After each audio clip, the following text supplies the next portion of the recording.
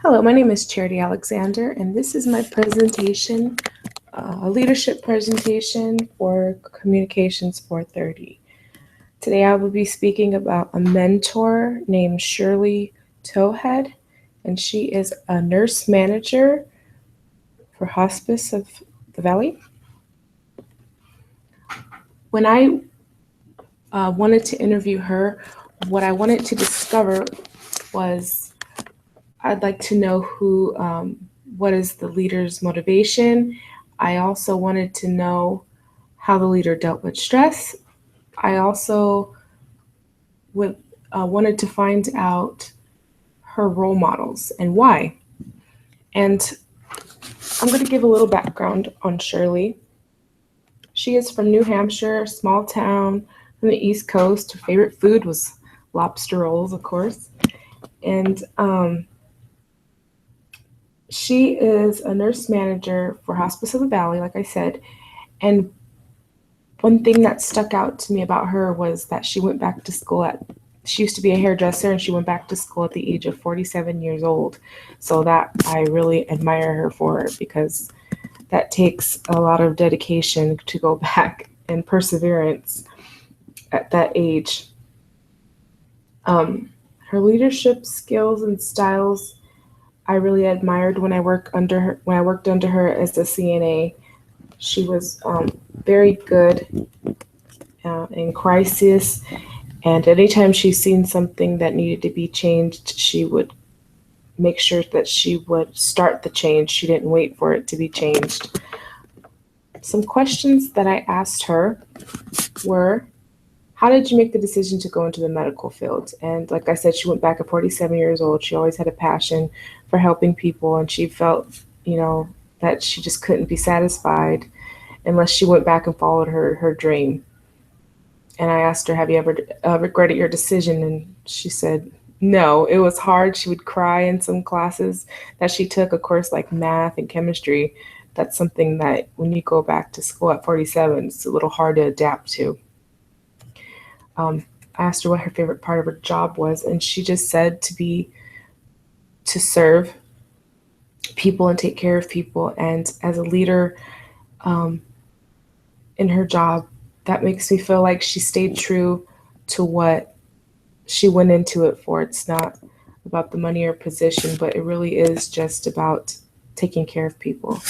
And she said that she learned from a Dawn, which is a director of nursing that she used to have, how not to be. And the leader that she did not look up to was a Dawn she used to have because she used a lot of coercive power. And the text states that coercive power is based on the ability to administer punishment or to give negative reinforcements. So this Dawn was just kind of a bad leader example, and she would abuse her power by going outside. She smoked, and she would go outside and take smoke breaks and wouldn't clock out for her breaks and things like that. She was always mean and yelling, and when somebody would break a rule, she was quick to punish them, but when it came to her, she had a double standard. And so she learned from her how not to be. And when Shirley got into power, I could remember that there was an internal disaster. There was actually a fire, and it was because of someone's oxygen tank. Somebody was smoking and it blew up. So I remember that she, on page 416, it says that internal scanning looks for organizational deficiencies that could lead to crisis situations. So crisis readiness, she was very good at. Um, she would, she noticed that when we had the fire drill that they didn't have a clear plan and we didn't practice enough. We didn't go through the steps enough.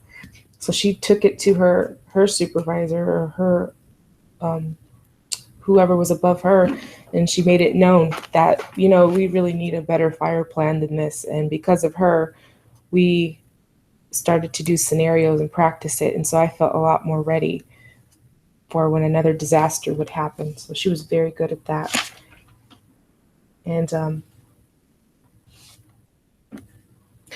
she just led with a lot of referent power. And page 141 states, referent power is a role model power. When people admire someone, they confer on the admired person the ability to influence their behaviors, develop or extended for over extended period of time. So it develops over extended period of time by watching this person. And I would say that that is what I got from her, because she was my role model, and I'm going to be a nurse manager. And I just felt like everything that she did as I watched her, she would, she just makes me want to do my job to the best of my ability. And by watching her, I know what that will be, because she was my model.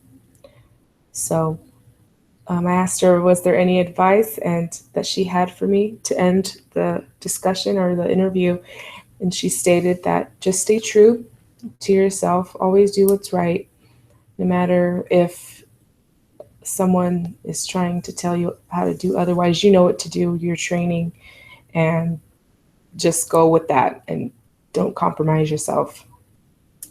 And I really, doing this interview, it just made me really appreciate her even more, for what she does.